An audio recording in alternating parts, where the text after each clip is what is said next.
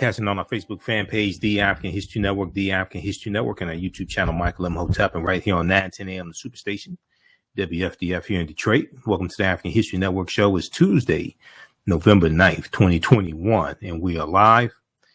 All right, so on today's show, we'll talk about day number 3 in the McMichael Bryan trial, McMichael Bryan murder trial, the trial of the 3 white men who are on trial for killing Ahmaud Arbery. So there was some very interesting developments that took place in trial today. One of them has to do with the fact that we found out that Greg McMichael, the father, we found out that that statements that he gave to the police who arrived on the scene were different than statements that he gave the next day when he went to police headquarters to give statements. There was a difference. There were differences in statements that he gave, but also more evidence came out today that Ahmaud Arbery had not stolen anything, and they did not have any evidence that he stole anything. Okay, so more evidence came out dealing with that in today's trial as well. So we're going to talk some about day 3, day 3's testimony, and then we'll continue talking about the $1.2 trillion infrastructure bill. Biden's infrastructure bill. We talked about it on yesterday's show. We know it passed late Friday night, Friday, November 5th. It passed late Friday night. It's going to be signed into law in the next few days or so. And we were dealing with what's in the bill, but also how it impacts the African American community. Now, there was a yesterday at the two important things. One, Mark Morial, president of the National Urban League, was on the Black News Channel yesterday on Monday, November 8th, breaking down how the infrastructure bill positively impacts the African American community. And he talked about the Justice 40 initiative that aims to deliver 40% of the overall benefits of federal investments in climate and sustainable transportation to disadvantaged communities. But also, the infrastructure bill also deals with addressing historic discrimination, historic racism when it comes to infrastructure and the building of highways and how they ran through African American communities. Now, we've talked about this a lot on this show. Okay, we've talked about that a lot on this show. There was Secretary of Transportation Pete Buttigieg was at the White House Daily Briefing on Monday, and he dealt with this, and he dealt with historic discrimination, historic racism when it comes to infrastructure and the building of highways. I'm going to share that excerpt with you. We're going to talk about that some because he's getting backlash from conservative media that is trying to discredit what he's saying. He told the truth. We dealt with that before. We talked about that before. He told the truth, but you have a lot of people that don't want to deal with that history. So how do you correct the history if you don't want to deal with it and don't want to acknowledge that it happened? How do you correct the history if you don't want to deal with it and don't want to acknowledge that it happened? So we'll discuss that also. There's he's getting backlash from Fox News, from idiotic Ted Cruz. He's getting backlash from a number of different sources. There was a good article from MSNBC that talks about the highway history that Republicans really ought to know. The highway history that Republicans really ought to know. Now, this is something that should be taught in schools. Okay. This is something that should be taught when we teach American history in schools. We also have to deal with how these policies discriminated against African Americans, and how racism is a system of advantage and privilege distributed based upon race that comes out of the ideology of European white supremacy. Okay. The highway history that Republicans really ought to know.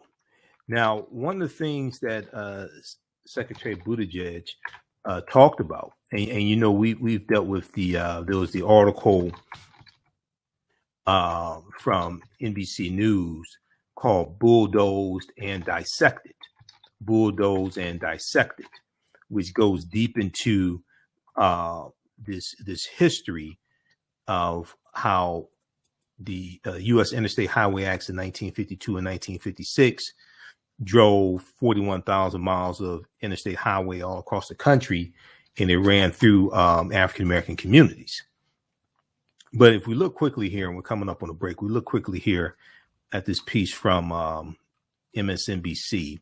It's called the Highway History That Republicans Really Ought to Know. And one of the things that this article talks about is it quotes Secretary Buttigieg from the White House Daily Briefing on Monday, November 8th. And he said, quote, and I want to blow this up. I want people to watch it. I want people to see this. He said, quote, "I'm still surprised that some people were surprised when I pointed to the fact that if a highway was built for the purpose of dividing a white and black neighborhood, if a highway was built for the purpose of dividing a black and a white and black neighborhood, or if an underpass was constructed such that a bus carrying mostly black and Puerto Rican kids to a beach, or that would have been in New York, was designed too low for it to pass by, that obviously reflects racism that went into those design choices." Okay. Now, he went on to say, "I don't think we have anything to lose by confronting that simple reality. And I think we have everything to gain by acknowledging it and then dealing with it." Okay. Now, the people that have something to lose are the people who benefit from the maldistribution of wealth, power, resources in the first place, and don't want people to understand how all this happened. Okay. And don't want to give it up and turn it loose, like Embo said. One of them is spineless Ted Cruz. Spineless Senator Ted Cruz pried himself away from Big Bird complaints because Big Bird took the COVID-19 vaccine. Big Bird complaints to mock Buttigieg's assessment. Punk ass Ted Cruz said, quote, "The roads are racist," end quote. The Texan wrote sarcastically on Twitter. He said, "We must get rid of roads." No, we must get rid of ignorant senators like yourself, Ted Cruz. We'll deal with this on the other side of the break. Listen to the African History Network show right here on 910 a.m. the Superstation of Future Radio. I'm Michael Imhotep. We'll be back in a few minutes. Kwanzaa is coming, and the TheAHNShow.com has all of your Kwanzaa needs. Order your Kwanzaa set today, which includes a kinara, candles, a mat, a cup, the African American flag, and a basket. Visit TheAHNShow.com, TheAHNShow.com. They have kinara sets, which include a candle holder, candles, a mat, and a cup. Kwanzaa is December 26th through January the 1st. Add the early bird discount code for 10% off your order placed before November 28th. Visit TheAHNShow.com and place your order today. TheAHNShow.com has all of your Kwanzaa needs to celebrate this African-American Pan-African holiday. thekwanzaashop.com.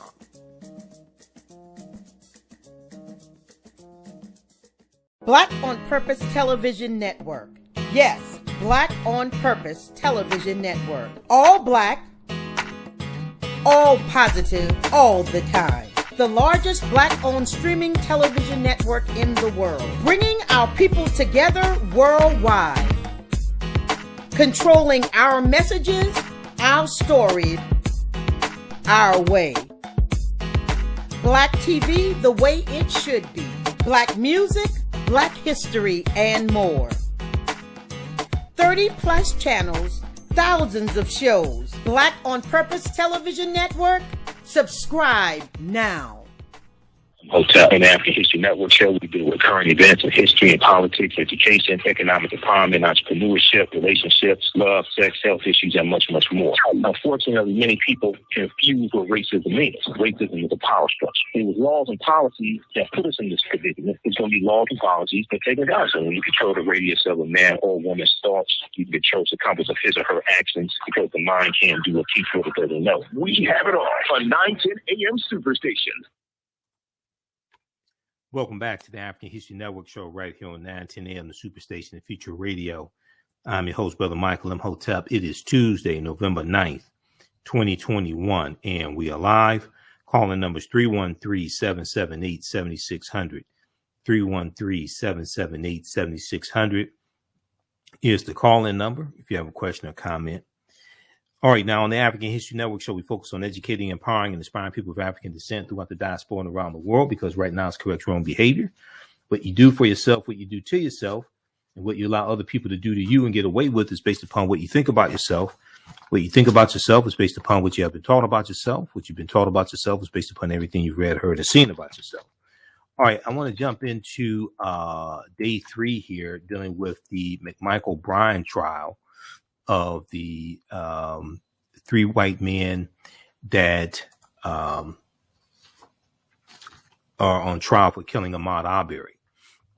Okay, so first of all, I want to look at this piece here from ABC News. We're going to go to clip 1 here in just a second, Shakita. We're going to clip 1 from the Black News Channel. ABC News has a good piece here. Testimony: Ahmaud Arbery slaying. Defendant changed his story. Defendant changed his story. And this deals with Greg McMichael. This deals with Greg McMichael, the father. And let's pull this up.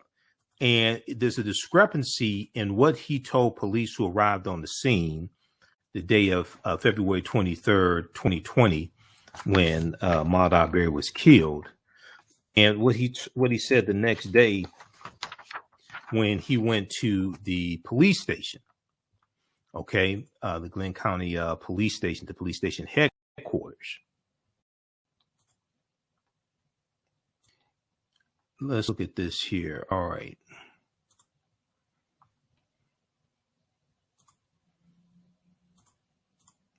Just a second here. Okay. Let me close some of this out. All right. So the man who initiated the case that ended up in Ahmaud Arbery's death quickly changed his story about why he suspected Ahmaud Arbery running in his neighborhood was a criminal, why he suspected that Ahmaud Arbery, 25 years old, African-American male, running through Greg McMichael's neighborhood, why he suspected that Ahmaud Arbery was a criminal. 2 police officers testified on Tuesday in court, November 9th.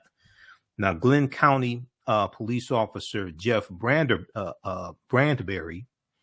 told a jury that Greg McMichael, one of 3 white men on trial for murder in this case, at first told him that Ahmaud Arbery had been recorded by security cameras, quote, breaking in all these houses out here, end quote. Breaking in all these houses out here, end quote. This is what Glenn County police officer Jeff Brandberry Brandberry testified to today that Greg McMichael told him when Officer Brandberry arrived on the scene, February 23rd, 2020. Quote, well, he makes frequent trips to the neighborhood and gets caught on video cameras every third or fourth night breaking into places, and no one's been able to catch him. Breaking into places. Okay, this is very important. This is what he told the officer on the scene. Greg McMichael, the father, told Officer Brandberry, who read in open court from a transcript of the conversation recorded by his body camera. Okay, the body camera video of the officers on the scene, their conversations with the McMichaels and William Roddy Bryan are critical in this case. I would say this is probably the second most important thing behind the video that William Bryan shot himself of them chasing Ahmaud and Ahmaud being killed. Now, the officer, Officer Brandberry, said he spoke to Michael at the scene of the shooting with Ahmaud Arbery's body lying under a sheet in the road nearby as police first responded on February 23rd. Now, Greg McMichael's account shifted when he spoke with a Glenn County detective at police headquarters late the same day. Okay, late the same day. February 23rd, also late the same day. Greg McMichael's account shifted when he spoke with a Glenn County detective at police headquarters late the same day. Whereas he first blamed this Ahmaud Arbery for break-ins at multiple houses, Greg McMichael told Detective Parker Marcy, who also testified today, that Ahmaud Arbery had targeted a single home, one that was still under construction with no doors or windows. With no doors or windows. This is the house in the Satilla Shores subdivision outside of the port city of Brunswick, Georgia. That house has had no doors or windows for over a year. If you go back to opening statements on Friday, November 5th, the defense said that Ahmaud Arbery was seen in the house plundering around. And they said he broke into the house. There were no doors and no windows. So how are you going to break into the house? He just walked in just like everybody else that's recorded on video, walking in and looking around. So McMichael's changed his story. Greg McMichael, the father, changed his story from what he told officers initially on the scene, that, quote, and they read from the transcript of the body camera footage. Okay.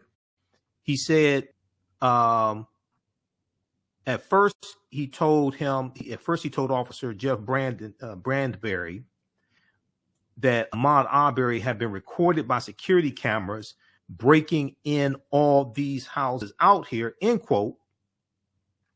But then when he gets to the police station, okay, he tells Detective Parker Marcy that Ahmaud Arbery had targeted a single home, one that was still under construction, and one that had no doors and no windows. Now, Detective Parker Marcy testified that Gregory McMichael told him he had seen, quote, 2 or 3 videos, end quote, that showed, quote, this guy breaking into or wandering around into this house, end quote. Which video showed him breaking into a house? Which video was that? Which house was it? Where? Greg McMichael, his adult son Travis McMichael, and neighbor William Roddy Bryan are charged with murder and other crimes in the death of Ahmaud Arbery. Glenn County Police never arrested them. Instead, charges came more than 2 months 2 months later, when cell phone video of the shooting leaked online and the Georgia Bureau of Investigation took over the case. Now, let's see here. I'm going to go. Okay. Prosecutors say the men had no legal reason to pursue Ahmaud Arbery with guns, as there's no evidence Arbery committed any crimes in the Satilla Shore subdivision outside the port city of Brunswick, Georgia. Now, prosecutor Lisa Dunikowski, lead prosecutor, showed the jury security camera video from inside the house under construction, recorded just before the deadly chase. Ahmaud Arbery can be seen wandering through the open framed interior, but doesn't seem to touch anything. He ran after a neighbor outside called the police. Prosecutor Dunikowski said, "Do you see him take anything or steal anything from the location?" she asked Detective Parker Marcy. Detective Parker Marcy responded, "No, ma'am." Now, defense attorneys say the defendants had reason to suspect Ahmaud Arbery was a burglar. Franklin Hogg, Greg Michael's attorney, noted that in the same interview in which his client told the detective that Ahmaud Arbery entering the house, about Ahmaud Arbery entering the house under construction, he also said there had been, quote, numerous autos and break-ins, end quote, elsewhere in the neighborhood. But what evidence do you have that it was him? What evidence do you have that it was him? Did you suspect any of the numerous people that were on camera going into the house on Satilla Shores and looking around? Did you suspect any of them? Did you chase any of them down? Quote, logic tells you this guy may be the one that's doing it, Greg McMichael said, according to the transcript. Okay, now Greg McMichael said the chase began when he saw Ahmaud Arbery, quote unquote, hauling ass as past his home on Sunday afternoon, saying he recognized Ahmaud Arbery from security camera videos shown to him by a neighbor who wasn't charged in the case. He ran inside and grabbed his .357 Magnum handgun. I would like to know, okay, which direction was he running to? Was he running towards you? And he was running fast. He was hauling ass. He was running so fast, but you could still see his face clearly. And you can see that's the same guy that you saw in black and white security camera footage. That's what you're trying to tell us. Okay. He was running so fast, but you recognized him in the glimpse of an eye and said, that's the same guy I saw in black and white security camera footage. We'll deal with this on the other side of the break. Listen to the African History Network show right here on 910 AM Superstation Future Radio. I'm Michael Imhotep. We'll be back in a few minutes.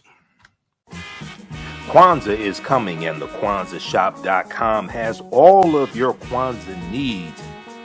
Order your Kwanzaa set today, which includes a kinara, candles, a mat, a cup, the African American flag, and a basket. Visit the KwanzaaShop.com, the KwanzaaShop.com. They have kinara sets, which include a candle holder, candles, a mat, and a cup. Kwanzaa is December 26th through January the 1st. Add the early bird discount code for 10% off your order placed before November 28th. Visit the KwanzaaShop.com and place your order today. The KwanzaaShop.com has all of your Kwanzaa needs to celebrate this African American Pan-African holiday. The KwanzaaShop.com.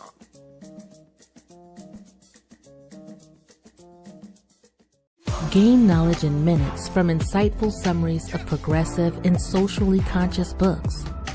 Blacklisted gives you access to curated content that'll satisfy your curiosity to learn and understand different perspectives.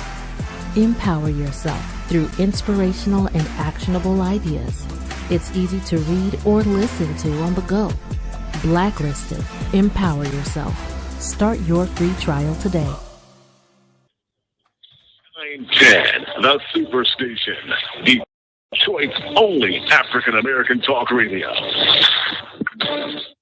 Welcome to the African History Network show right here on 910 AM Superstation Future Radio.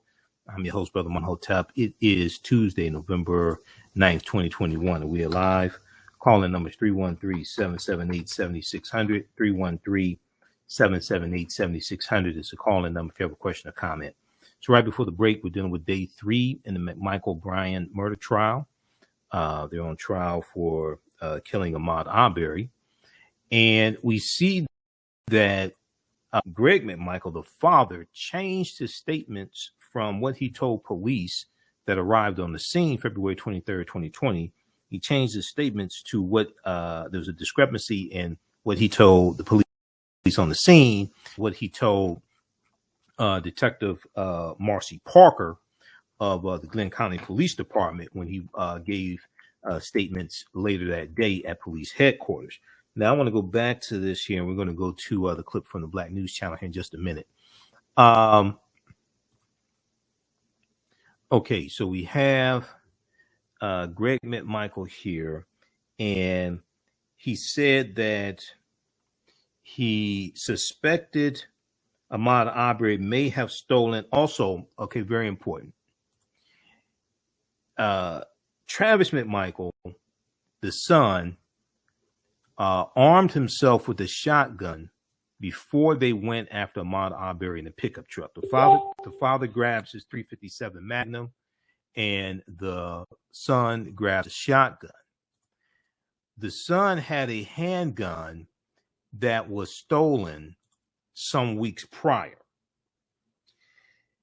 And they thought that Ahmaud may have been the one that stole the handgun. Now, William Bryan joined the chase in his own pickup truck and recorded the video. Okay. Defense attorneys say Travis McMichael opened fire in self-defense. Officer Brandberry testified that Greg McMichael told him at the scene.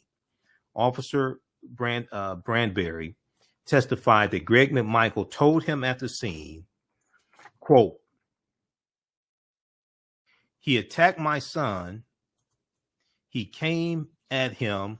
He tried to get the damn shotgun away," end quote. All right. Now, Detective Parker Marcy of the Glenn County Police testified that Greg McMichael said he armed himself because he suspected Ahmaud Arbery had stolen a handgun from his son's truck several weeks earlier. Greg McMichael, the father, former police officer, said he armed himself because he suspected Ahmaud Arbery had stolen a handgun from his son's Travis McMichael's truck several weeks earlier, though Greg McMichael acknowledged he had no proof that Ahmaud Arbery stole Travis McMichael's handgun from his truck several weeks earlier. So what made you think he was the one that stole the gun several weeks earlier? What made you think he was the one who stole the gun? Mother was upset with this former police officer. I want to go to this saying he could have done more to help her. The Black News Channel. This is from the Black News Channel, from Yodit Tawald, making the case. Okay, and this is from Tuesday, November 9th. She's talking with veteran prosecutor Paul Henderson about day 3 of the trial. Let's go to this clip, Shakita. Day 3 of testimony wrapped in the murder trial of Gregory McMichael, Travis McMichael, and William Bryan, 3 white men charged with killing Ahmaud Arbery. So far, we've heard from several current and former Glenn County police officers who were among the first to arrive at the scene of the shooting. Today, attorneys focused on what Gregory McMichael had to say moments after the shooting. DNC's Dre Clark is outside the courthouse in Brunswick, Georgia, with the latest. Prosecutors say Ahmaud Arbery was killed because of three white men believing that a young black man running through their neighborhood must have been running because he committed a crime. And today in court, we learned those three men had never seen Ahmaud Arbery steal anything. Ahmaud Arbery was casually jogging on a sunny afternoon until he crossed paths with Gregory McMichael. McMichael said he recognized Arbery as a neighborhood burglary suspect. So he and his son, Travis, grabbed their guns, hopped inside a pickup truck, and chased Arbery. Detective Parker Marcy interviewed McMichael. He was asked to read from his notes. I'm quoting him.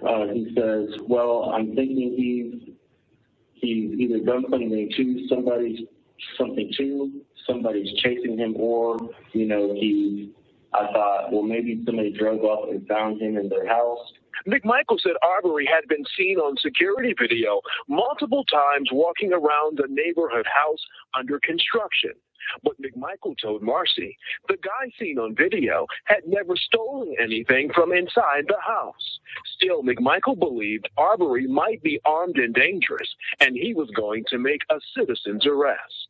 Did he indicate at this time what he thought the guy should be arrested for? No, ma'am. Didn't say burglary? No, ma'am. Didn't say criminal offense burglary? No, ma'am. Didn't say trespassing? No, ma'am. McMichael said he yelled at Arbery to stop, but he kept running. The McMichaels were in one truck, and their neighbor, William Bryan, was in his vehicle chasing Arbery and recording it. They didn't stop until they had Arbery cornered. Again, Detective Marcy reading from his report. The guy was cornered. He was cornered like a rat. Cell phone video shows Arbery trying to desperately get away, but Travis McMichael shoots him with a 12-gauge shotgun. As Arbery was on the ground dying, Gregory McMichael said he moved one of Arbery's arms to make sure he didn't have a gun. Jeff Brandonberry was one of the first officers on the scene. He recalled what McMichael told him about the shooting. To be perfectly honest with you, if I could have got a shot at the guy, I'd have shot him myself, because he was that violently, and then we were interrupted again. Prosecutors say Ahmaud Arbery wasn't a wanted man. He never stole anything. He was a victim, they say, of three overzealous white men who assumed a black man running must be a criminal.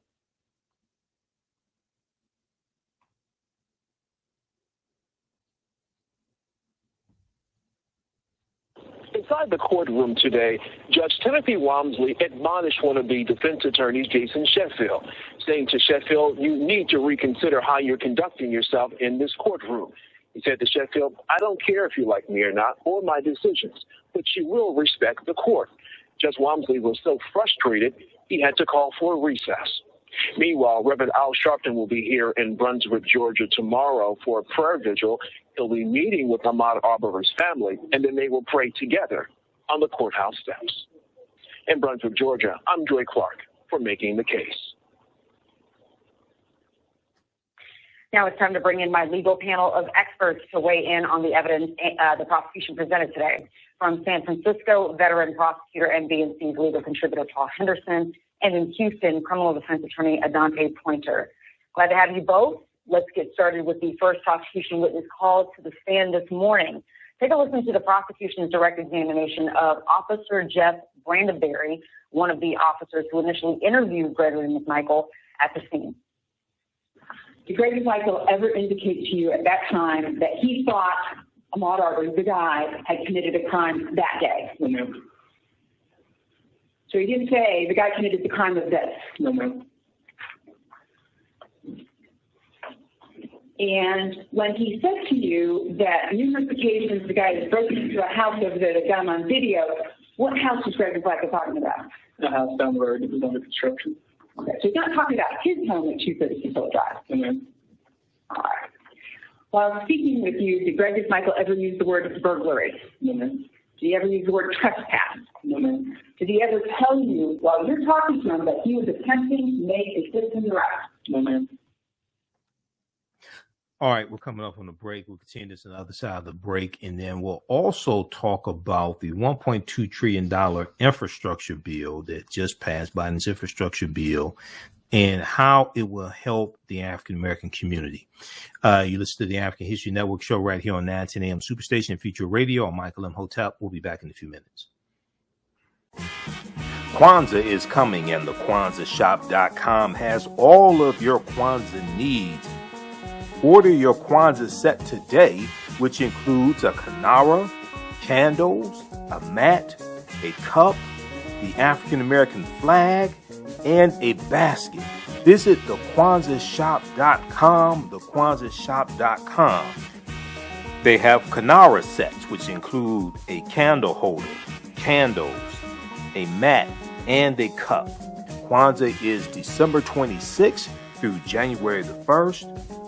Add the early bird discount code for 10% off your order placed before November 28th. Visit thekwanzaashop.com and place your order today. The KwanzaaShop.com has all of your Kwanzaa needs to celebrate this African American Pan-African holiday.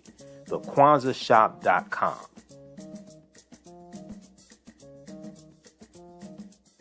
Black on Purpose Television Network.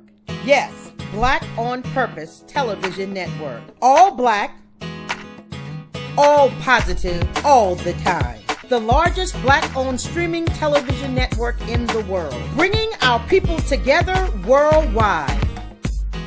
Controlling our messages, our stories, our way. Black TV the way it should be. Black music, Black history, and more. 30 plus channels, thousands of shows. Black on Purpose Television Network. Subscribe now. Welcome back to the African History Network show right here on 910 AM Superstation Future Radio. I'm your host, Brother Michael Imhotep. It is Tuesday, November 9th, 2021, and we are live.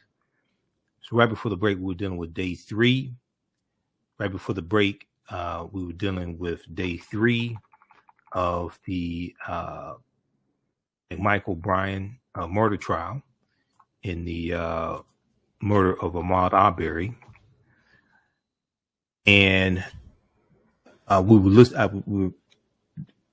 I was sharing a clip from Making the Case with Yodit Kawode.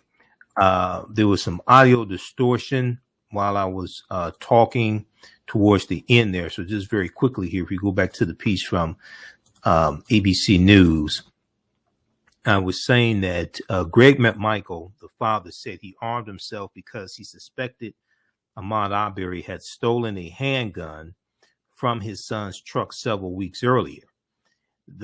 Travis McMichael, his son, though he acknowledged he had no proof that Ahmaud Arbery was the one who stole the gun weeks earlier.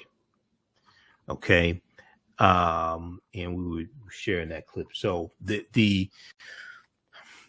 defense dealing with citizens' arrest, and they suspected Ahmaud of theft, breaking and entering, breaking into a house is under construction that had no doors and no windows, and they said he broke in.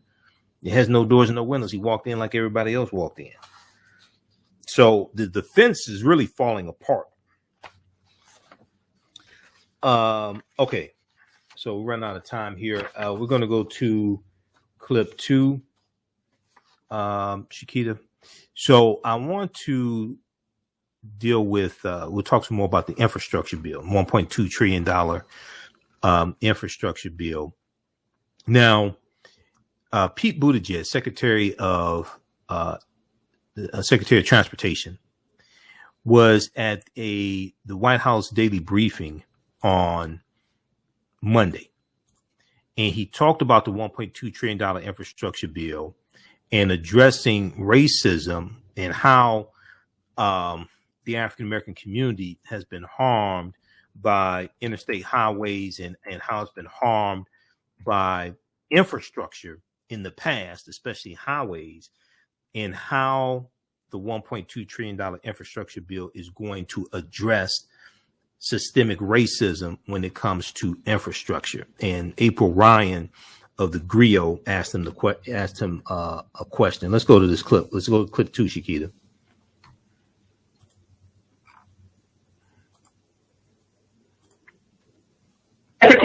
Secretary Mayor, could you give us the breakdown of the implementation of Justice 40 with the infrastructure package that's now passed and signed into law?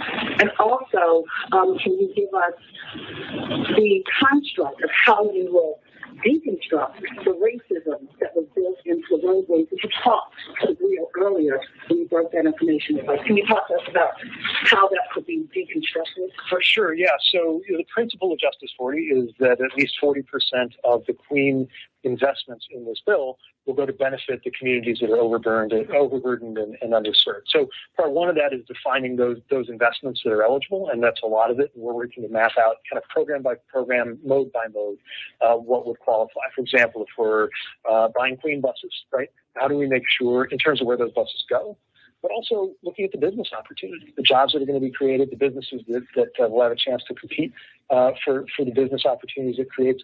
That, too, I think is a very important element of equity here that's in the spirit of Justice 40. And again, we have a lot of guidance and oversight from the White House since that's an administration-wide initiative.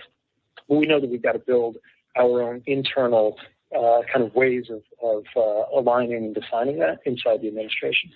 As to where we target those dollars, I'm still surprised that some people were surprised when I pointed to the fact that if a highway was built for the purpose of dividing a white and a black neighborhood, or if an underpass was constructed such that a bus carrying mostly black and Puerto Rican kids to a beach, or it would have been, in New York was designed too low for it to pass by, that obviously reflects racism that went into those design choices. I don't think we have anything to lose by confronting that simple reality. And I think we have everything to gain by acknowledging it and then dealing with it, which is why the Reconnecting Communities, that $1 billion, is something we want to get to work right away, putting to work. But that's such a heavy lift. I mean, you have to reconstruct communities that this happened to. As you said, some of these beltways and interstates and roadways were built before the Civil Rights Act, before the Voting Rights Act, and were meant to be racist. But how do you go about redefining and replanning these roadways and communities that are already settled in? So what's interesting is it's going to vary by community, and we have to listen to the community. Sometimes it really is the case that an overpass went in a certain way that is so harmful that it's got to come down or maybe be put underground. Other times, maybe it's not that way. Maybe the really important thing is to connect across it, to add rather than subtract. And that's where we don't want to impose a one-size-fits-all answer from here. But when we were out in Syracuse, for example, looking at I-81, we saw the local vision for how they want to get past those divisions. And those local ideas are going to be taken very seriously as we try to meet the spirit of this law. Okay. All right. You can pause it right there. Okay. So that was from Monday at the White House press briefing. Okay. You can pause the clip right there. That's from Monday at the White House press briefing. Secretary Pete Buttigieg, Secretary of Transportation, talking about the $1.2 trillion infrastructure bill and how it would help the African American community and addressing systemic racism when it comes to infrastructure. If we look at this piece here that we talked about earlier in the show, this is from MSNBC.com, the highway history that Republicans really ought to know. The highway history that Republicans really ought to know. And it has a statement here dealing with systemic racism. And then it goes on to say that, it talks about Senator Ted Cruz. The problem, Senator Ted Cruz had negative comments to say. He said something idiotic in between attacking Big Bird for getting the COVID vaccine. The roads are racist, Senator Ted Cruz tweeted. We must get rid of the roads. No, we need to get rid of idiotic senators like yourself. Now, Pete Buttigieg talked to the Washington Post and explained on Monday, November 8th. He said, quote, the secretary was referring to a story from Robert Caro's The Power Broker, a book that is generally recognized as one of the premier examples of journalism in modern American history. It centers on Robert Moses, a mid-century New York City official who set out to reshape how the city's residents moved, who set out to reshape how the city's residents moved, mostly successfully. In that book, Robert Caro describes one particular goal of Robert Moses: keeping poor Black people from busing to Long Island's Jones Beach. Keeping poor Black people from busing to Long Island's Jones Beach. Okay, now Robert Moses, end quote. Now Robert Moses quite deliberately and for entirely racist reasons created a system to discourage African American and Puerto Rican kids from visiting Jones Beach, which is what Secretary Buttigieg was talking about. He's being attacked by the right wing for dealing with racism and infrastructure, but there's a deep history of racism and infrastructure.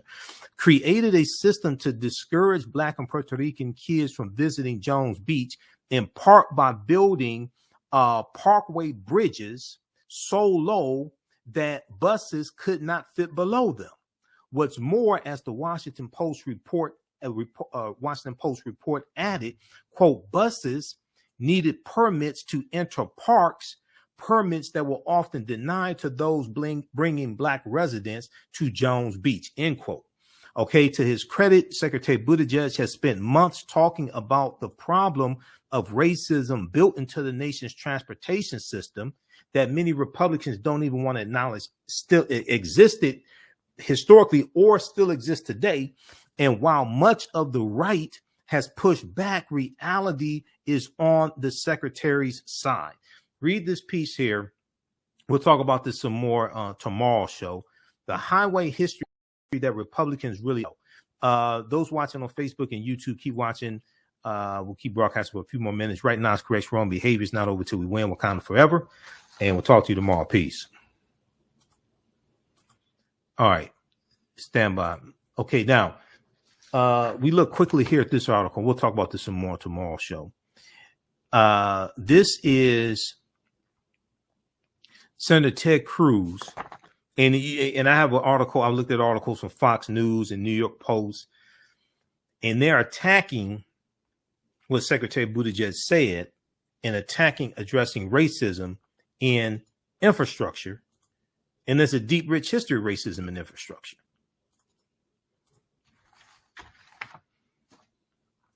Okay, if we look at this one here.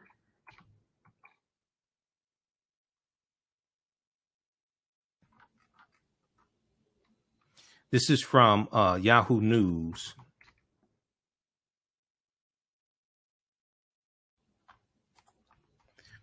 And this deals with Ted Cruz's remarks. Buttigieg responds to Ted Cruz on racism in highway design. Buttigieg responds to Ted Cruz on racism in highway design. This is from November 9th, 2021.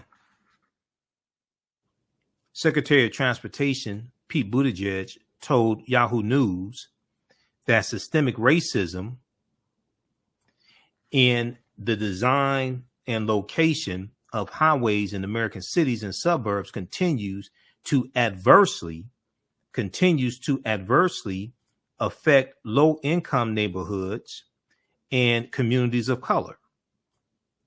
Responding to criticism from conservatives, including spineless Senator Ted Cruz, who deserted his state when they had the infrastructure, the electrical grid failure. Okay, he deserted his state. It was called at the airport. He's about to go to Cancun, flying Ted Cruz. Then he had to turn back around because he got busted.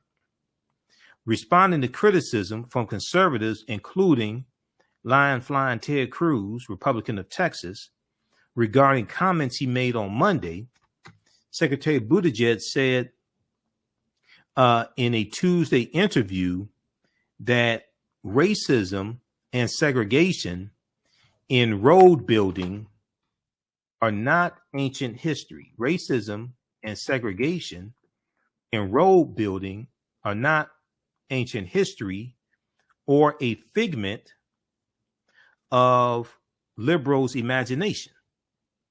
as some on the right contend, because they don't want to correct the problem, because they benefit from resources being maldistributed. They benefit from the playing field being tilted in their direction. So they don't want to even acknowledge that the systemic racism like this exists or still exists today. Quote, their Secretary Buttigieg said, there are many well-documented examples of this happening from the 20s, 30s, and 40s, and 50s, and 60s. And sometimes we have to be on the lookout for issues that are happening in our time. Sometimes we have to be on the lookout for issues that are happening in our time. He said, but for me, the issue is not in what year did somebody create this problem. The issue is that the problem affecting people today, and the issue is that problem affecting people today in 2021. The issue is that problem affecting people today in 2021. The back and forth with conservatives started Monday afternoon when Secretary Buttigieg said during a White House press briefing, quote, if a highway was built for the purpose of dividing,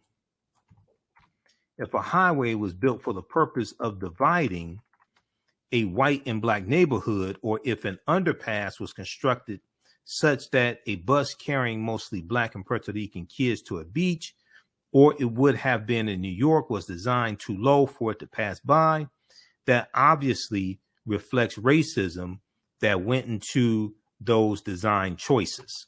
Okay. The tendency to build highways in neighborhoods with lower incomes or higher proportions of people of color, sometimes acting as de facto racial barriers, is well established, and it is one reason that pollution and illnesses such as asthma are more prevalent in those areas like inner cities where African Americans are more likely to live. Okay, this all deals with infrastructure and the construction of the highways running through African American communities. This specific example Pete Buttigieg referred to about underpasses that were too low for buses comes from the parkways in the Long Island suburbs of New York City. The low underpass design was ordered by government official Robert Moses with the specific intent of keeping out buses bringing low-income city residents to Jones Beach, according to the book Power Broker, Robert Caro's legendary biography of Robert Moses. Some conservative pundits and politicians, including former Arkansas Governor Mike Huckabee, who's the father of Lioness Sarah Huckabee Sanders, who was Donald Trump's White House press secretary and was responsible for me cussing at the TV every day when she gave her press secretary conference. And she was lying so much that she stopped giving them every day because she was getting so much backlash from reporters because she was just doing so much lying. Mike Huckabee said, quote, is this guy serious? This is what happens when ignorance of facts join with only enthusiasm, Mike Huckabee tweeted. Now, I didn't know Mike Huckabee knew how to use Twitter, but okay. This is what happens when you're ignorant of history. And he's a former governor of Arkansas, and he's this stupid. This is why people like Ted Cruz need to be voted out of office, and people like Mike Huckabee can never get back into office. Elections have consequences. Politics is the legal distribution of scarce wealth, power, and resource, the writing of laws, statutes, ordinances, amendments, and treaties, their adoption, interpretation, and enforcement. This is why people like Ted Cruz have to be voted out of office, and Ted Cruz voted against the $1.2 trillion infrastructure bill, by the way. He voted against the bill. Mitch McConnell voted for the bill because McConnell knows you need new roads and bridges and all that stuff through raggedy ass Kentucky. He knows this. Okay. And Mitch McConnell voted against the $1.9 trillion infrastructure bill. But about 4 months ago, McConnell was in his home state of Kentucky talking to Kentuckians, and he said that $4 billion was coming to Kentucky because of the $1.9 trillion infrastructure bill. Then he had to admit in the next sentence that he didn't vote for the bill. But he's talking about the benefits of the bill. The only people that voted for the American Rescue Plan were Democrats in the House and the Senate. And they're the one, and Democrats were the ones who wrote the bill. McConnell voted against the bill, but he's telling his constituents money's coming to Kentucky because of the bill. I'm talking about how great, how this is going to help out Kentucky.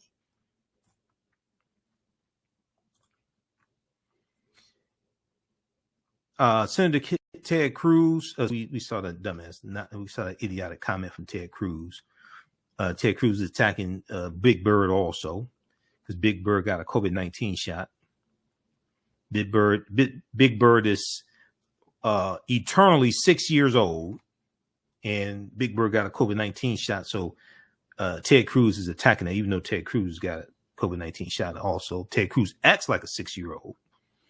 But now, at first glance, it appeared that Peter's critics were either ignorant of the relevant history or pretending to be ignorant of the relevant history.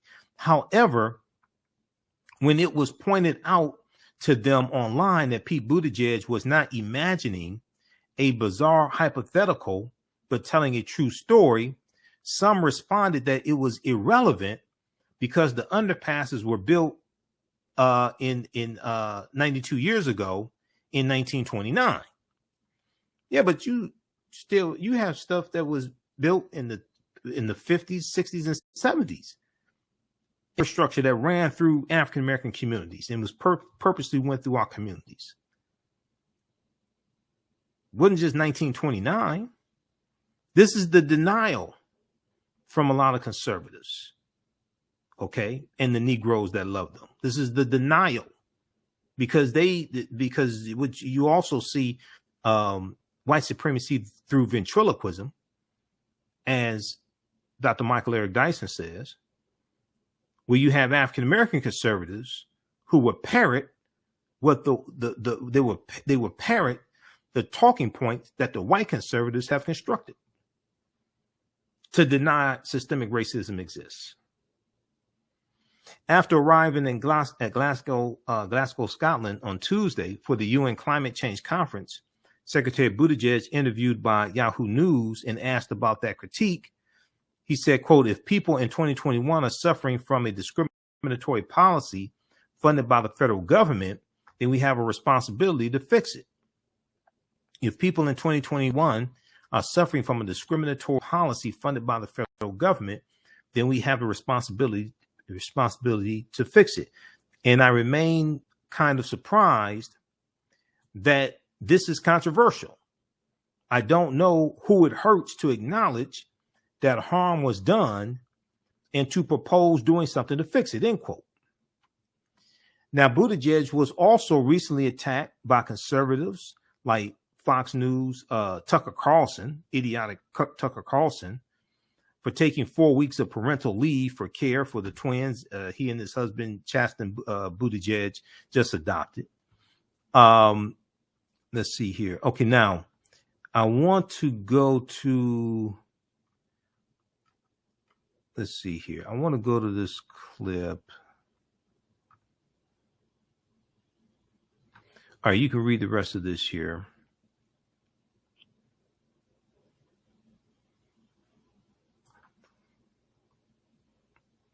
Let me see, which one is this one here? This statement, part of what we said.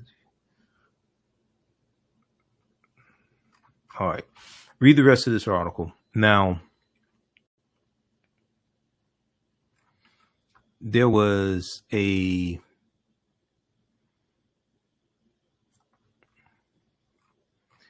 clip here. I have to see if I can get this clip to play. This is response. Oh, this is this one right here. Role that yesterday about the role that large highway projects have played in enforcing de facto racial segregation. Yesterday about the role that large highway projects have played in enforcing de facto racial segregation. And some conservatives, including Senator Ted Cruz, mocked that statement, I guess because they were completely unaware that the thing you were referring to regarding Robert Moses and the parkways on Long Island is in fact true, that they were built too low for buses to go under, to keep low-income people from the inner city from going out to the beaches on Long Island. But one thing that some of them did say in the sort of back and forth that followed, which I thought was an interesting point, and I'd like to get your response, is they said, look, that was 100 years ago. It was 1929. You have to go that far back to come up with these examples of systemic racism that you claim are widespread in our transportation infrastructure, today. And so I was wondering how you would respond to that, to the, and argue to them that it's something that still goes on. Well, first of all, there are many well-documented examples of this happening from the 20s, 30s, 40s, 50s, 60s, 70s. And sometimes we have to be on the lookout for issues that are happening in our time. But to me, the issue is not in what year did somebody create this problem. The issue is that problem affecting people today in 2021? If it is, if people in 2021 are suffering from a discriminatory policy funded by the federal government, then we have a responsibility as a federal government to fix it. And I remain kind of surprised that this is controversial. I don't know who it hurts to acknowledge that harm was done and to propose that we do something to fix it.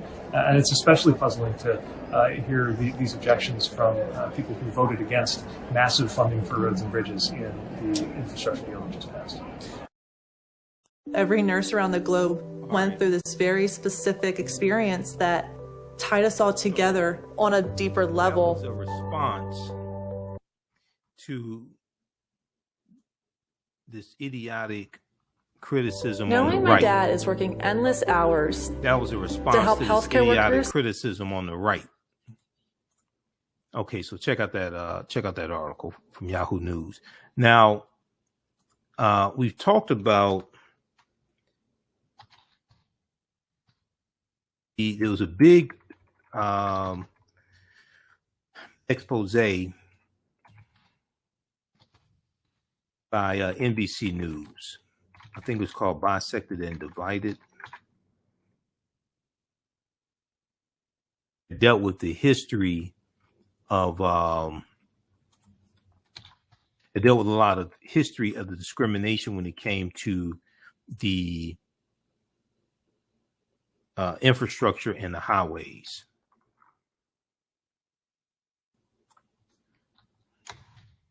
Divided and bisected, one of them.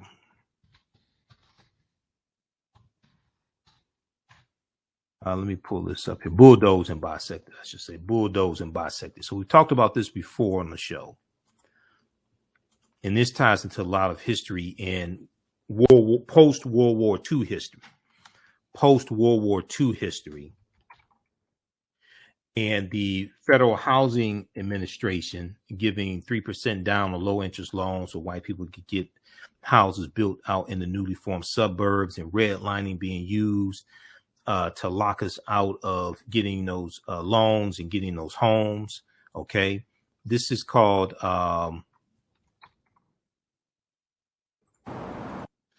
bulldozed and bisected. Highway construction built a legacy of inequality. Bulldozed and bisected. Highway construction built a legacy of inequality. All right, this is from NBC News. It's a huge article from June 18th, 2021. We talked about it when it came out. During the largest public works program ever attempted in the United States, Black and Latino communities in cities across the country met the blade of the bulldozer and the crush of the wrecking ball, making room for ribbons of new highway, rather through blindness or design. The mid-century American Interstate Highway Program demolished homes and bisected communities. Driven by the promise of prosperity, faster commutes, and jobs. faster commutes and jobs. And they ran the expressways from the downtown business district out to the newly formed suburbs. So they could go from the suburbs to the downtown and not have to go through the inner city on the service streets. Okay. They could just go on the expressways, but these expressways are going to go through and wipe out thousands of African-American owned homes and businesses. Quote, everything we needed was in our neighborhood, end quote, said Barbara Layson Keller, 75 years old, a lifelong resident of Trim, a once bustling New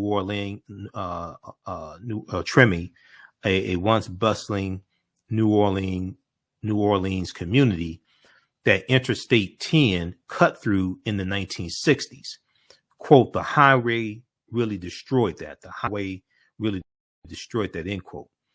Now, what has changed decades after Federal Highway Act of 1956 brought 41,000 miles of interstates, 41,000 miles of interstate highways to the country is the recognition of the harm that was done to communities left in the shade of these now aging roadways.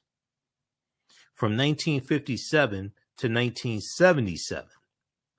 From 1957 to 1977. See, you have conservatives, you have people like Tucker Carlson and others, conservatives, who want to say 1929. Oh, that was back in 1929. No, this goes through. We could look at discrimination and infrastructure from 1957, 1977. The program, the Federal Highway Act of 1956, and there was one in 1952 also, 52 and 56. But from 1957 to 1977, the Federal Aid Highway Act displaced 475,000 households. It displaced 475,000 households and 1 million people, according to the U.S. Department of Transportation. Now, as many of the structures reach obsolescence, the federal government and many states and cities are belatedly recognizing the harm they caused and are working with communities to design alternatives that repair the damage. Okay? And are working with communities to design alternatives that repair the damage. This is what part of the $1.2 trillion infrastructure is going to address. This is what Secretary Buttigieg was talking about. But in many cases, those plans are reopening old wounds and leading to protracted debates that politicians and engineers are struggling to solve. Of more than 50 interstate highways across the country nearing the end of their lifespan, SPAN, NBC News examined 3 urban neighborhoods that show the range of proposals underway to redress the harms caused by the construction of interstates. So they go through, look at Syracuse, New York, New Orleans, and Los Angeles. Okay, so the rest of this. And they talk about back in April 2021, Secretary Buttigieg spoke with thegrio.com and said the highway system was built in ways that embedded racist principles, and the $20 billion in Biden's budget proposal contains funding to stitch some of these neighborhoods back together. All right, so read the rest of this here. Bulldozed and bisected. It's from NBC News. You can read this other article we talked about on yesterday's show. What's in the $1.2 trillion infrastructure package? This is from Washington Post, November 5th, 2021. Okay, so read the rest of this also, and it goes through and it breaks it down here. Public transit, it breaks down the different sections, and then it has an explanation of them, what they are as well.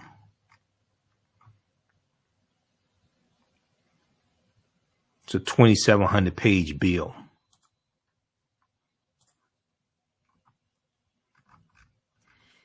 Let's see here. Where are we?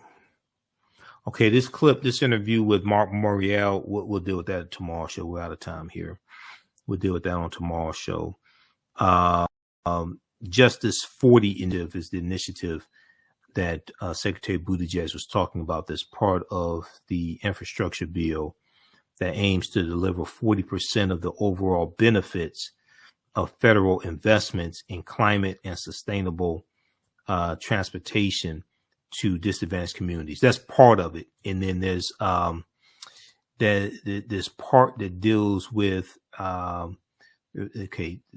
bill that aims to deliver part of, and this part that deals with putting I think that's this one here, Justice 40 initiative, that deals with putting the communities back together that were bisected by the expressways running through, bisected and disrupted. All right. So you can read that article as well. Read this one here also, here dealing with what's in the infrastructure bill. We talked about this on yesterday's show. All right. Be sure to register for the 10-week online courses I teach on Saturday and Sunday. On Saturdays, it's from the Civil War to the Civil Rights Movement and Black Power, 1865 to 1968.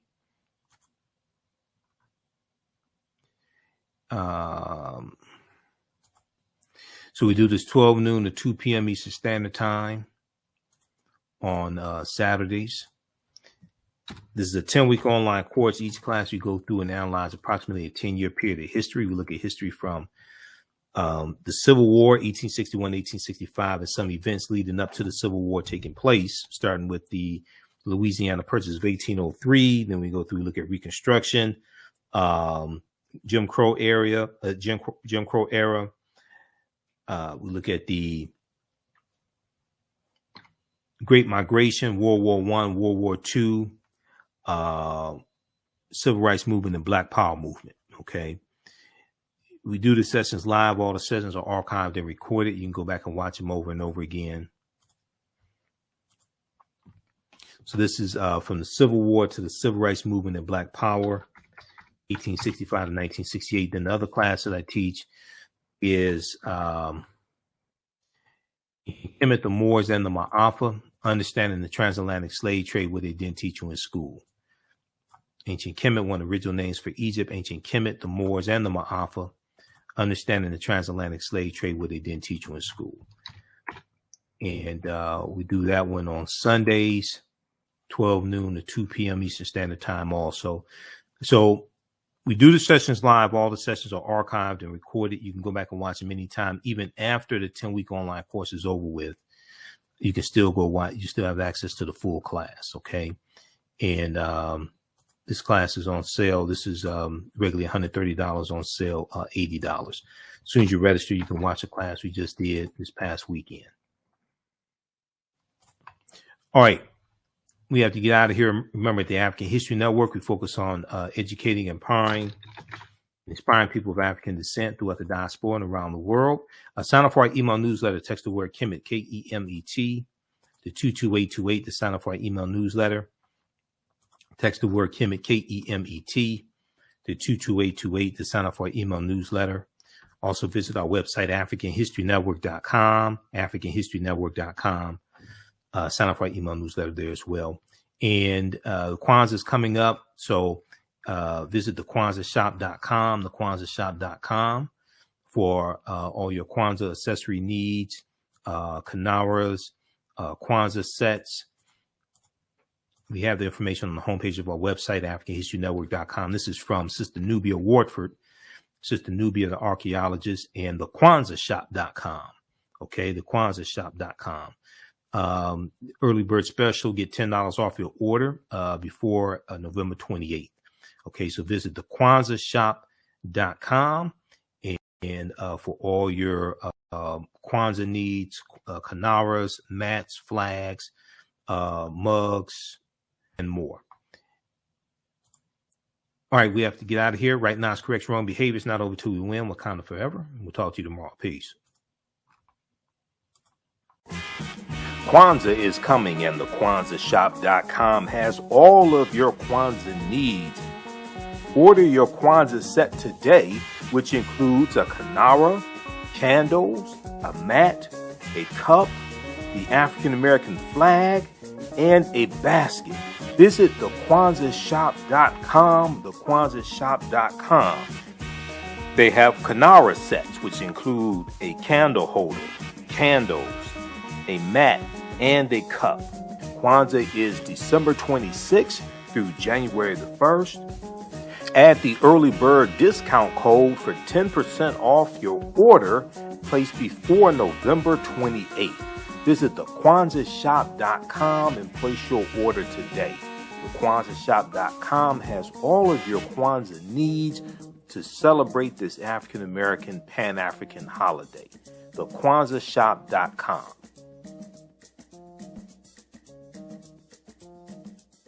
Black on Purpose Television Network.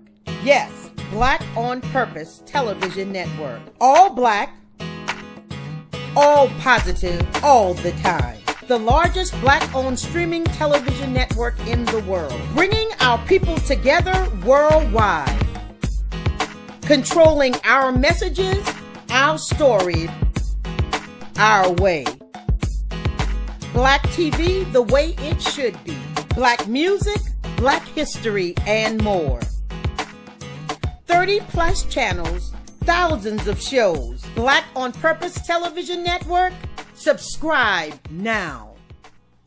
Gain knowledge in minutes from insightful summaries of progressive and socially conscious books. Blacklisted gives you access to curated content that'll satisfy your curiosity to learn and understand different perspectives. Empower yourself through inspirational and actionable ideas. It's easy to read or listen to on the go. Blacklisted. Empower yourself. Start your free trial today. Hi, I'm Joel Wilson, President and CEO of JCW Computer Consulting, LLC, a technology implementation firm with over 20 years of satisfying customers. We offer a full spectrum of industry top-tier branded services. We are an authorized partner or reseller for Lenovo, Zoom, T-Mobile, Microsoft 365 and Surface tablets, Google Workspace, Acer, Asus, Samsung, PCmatic security software, and many more. Our online store features laptops, Chromebooks, computers, printers, accessories, and software. Businesses, take advantage of our free 1-hour Zoom tech consultation and know we offer top nationwide high-speed internet service providers, voice over IP, and cellular phone services. Home users, don't miss our current in-stock Chromebook inventory. Please visit us at jcwcc.com or call